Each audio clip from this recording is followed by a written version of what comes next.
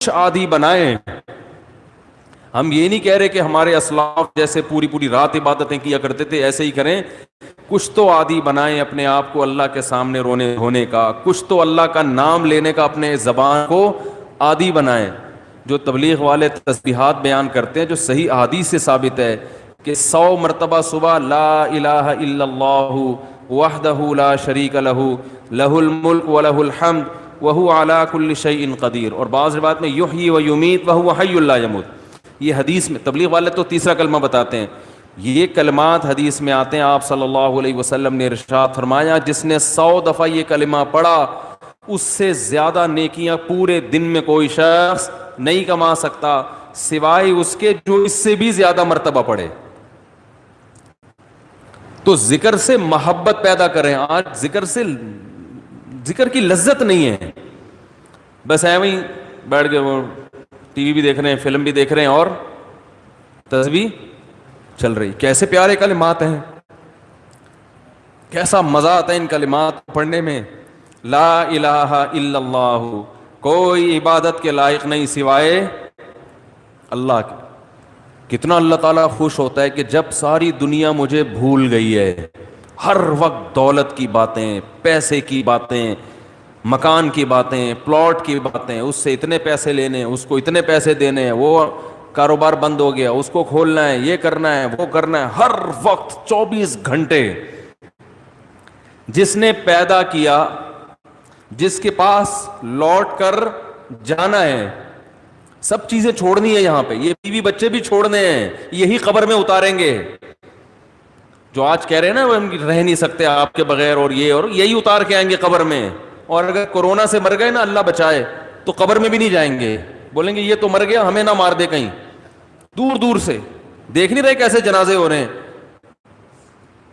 یہ تو انسان کی محبت ہے, یہ تو اوقات ہے انسان کی.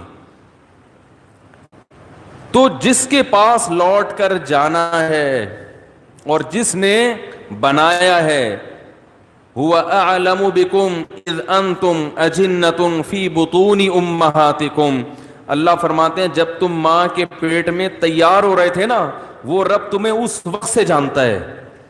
اس وقت تو والدین بھی انسان کو نہیں جانتے. کتنا قریبی تعلق, ہر ایک کا تذکرہ زبان سے کرے گا, نہیں کرے گا تو جو سب سے زیادہ قریب ہے اس کا تذکرہ نہیں کرے گا. اور اگر اللہ کا ذکر کرے گا بھی تو کسی نے کوئی وظیفہ بتایا ہوگا جن بھگانے کے لیے, دکان کھلوانے کے لیے, کاروبار کھلوانے کے لیے, بچے کی شادی نہیں ہو رہی, اپنی نہیں ہو رہی ہے تو پچھتا رہا ہے, اس کو بھگانے کے لیے, ہو گئی ہے تو بچے نہیں پیدا ہو رہے, ہو گئے تو وہ چترول لگا رہے ہیں ان کو سیدھا کرنے کے لیے.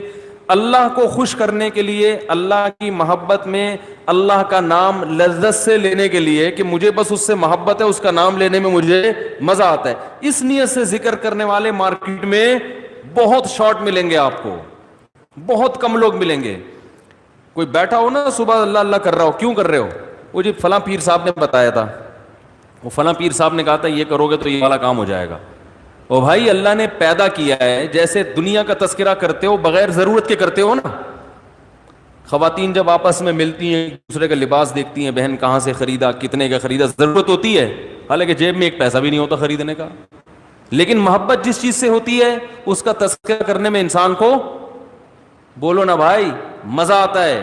مرد جب آپس میں بیٹھتے ہیں تنخواہ پوچھ رہے ہوتے ہیں, کیسا چل رہا ہے بزنس, کیا ہو رہا ہے, کتنا پروفٹ ہوا. جس چیز سے محبت ہے انسان کو اس کا نام لینے میں مزہ آتا ہے. یہ مزہ اللہ کا نام لینے میں بھی پیدا کر لیا جائے اپنے دل میں, تو وہی کیفیت ہوگی کہ دم رکا سمجھو اگر دم بھر بھی یہ ساغر رکا. میرا دور زندگی ہے جو دور جام ہے. حضرت فرمایا کرتے تھے, ہمارے حضرت جب بیان کرتے نا اور اللہ کی محبت میں کبھی کوئی شعر سنا دیا تو پورا موضوع ان کا چینج ہو جاتا تھا. جیسے میں شادیوں پہ آتا ہوں نا اگر, تو پورا موضوع میرا کیا ہو جاتا ہے, ارے جہنم کی بات چل رہی ہو, وہاں کی ہولناکیاں چل رہی ہوں, سانپ بچھو, اور کسی نے شادی کی بات کر لی تو ہمارا پورا ٹاپک چینج ہو جاتا ہے نا. تو ہمارے حضرت کا جب بیان ہوتا تھا کہیں سے اللہ کی محبت کا کوئی تذکرہ آ گیا, اللہ کی نعمتوں کا, پورا بیان چینج.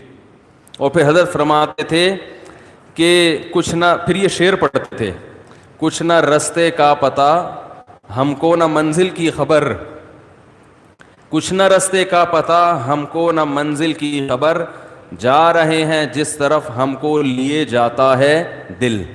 یعنی ہمیں نہیں پتہ اب ہم نے کہاں جانا ہے، اب تو ہمیں دل لے کے جدھر جا رہے ہیں ہم وہاں چل رہے ہیں، دل گھسیٹ رہے ہیں. تو اللہ کی محبت میں یہ حال کہ اب دل جہاں لے کے جائے گا وہاں، تو دل تو یہی کہہ رہا تھا بس اللہ کا تذکرہ کرو بیٹھ کے. تو اسی طرح یاد رکھیں، یہ جو اہل اللہ جو دعا مانگتے ہیں، یہ دنیا داروں کی عادت ہوتی ہے. دعا مانگ رہے ہیں قبول نہیں ہو رہی، ہم تو کام ہی نہیں بن رہا، 20 سال سے شادی کر رہے ہیں شادی نہیں ہو رہی، 20 سال سے کاروبار کی دعا مانگ رہے ہیں، کاروبار نہیں مل رہا، 25 سال سے یہ دعا مانگ رہے ہیں، یہ نہیں ہو رہی. یہ دنیا داروں کی عادت ہے. اہل اللہ کہتے ہیں دعا مانگنے کی توفیق مل رہی ہے، بس اس سے بڑی کوئی نعمت نہیں ہے، کچھ نہ ملے ہمیں.